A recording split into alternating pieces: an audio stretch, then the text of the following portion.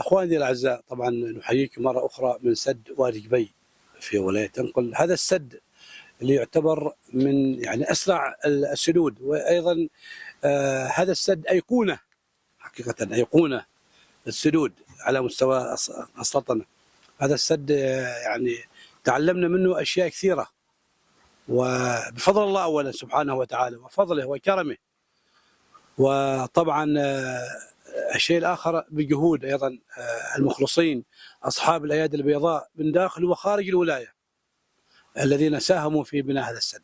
وأيضا الأهم والجانب هم أبناء المنطقة، أخونا علي بن حميد والأخ محمد عزام ما شاء الله، أخوانهم عمر اللي شفناه من شوية، كلهم أهل المنطقة قائمين بدور كبير. وهذا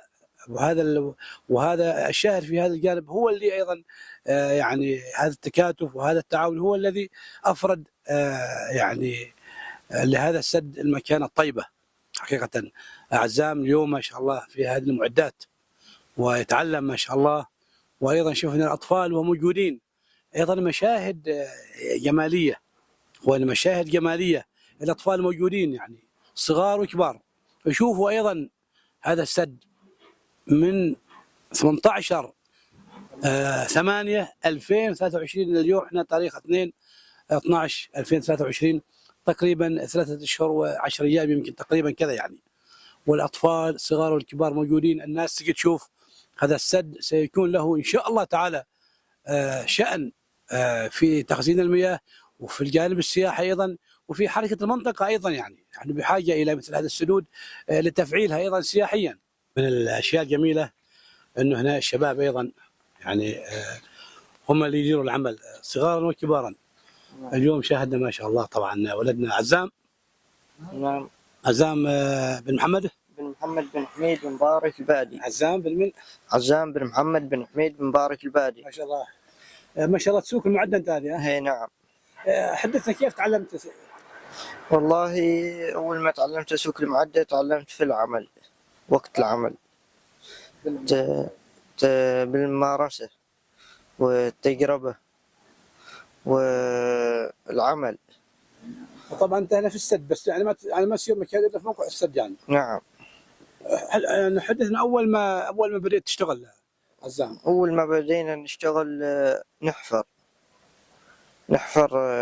حفرة كذا قاعدة، وجربت وعاد عجبني وحبيت أمارسها. ما شاء الله. وهذا طبعا مساعدة الوالد. حلو. نعم. طبعا هذه المعدات طبعا أنت تتعلمها كلها كذا. نعم.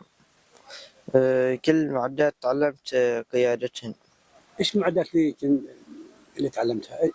إيش المعدات؟ أول معدة تعلمت أسوقها الجيسيبي ما شاء الله، والثانية الشيول، وطبعا هذا الثالثة وبعدني أمارس عليها.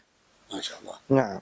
إذا ما شاء الله أنت عندك خبرة في قيادة معدات ثقيلة. نعم.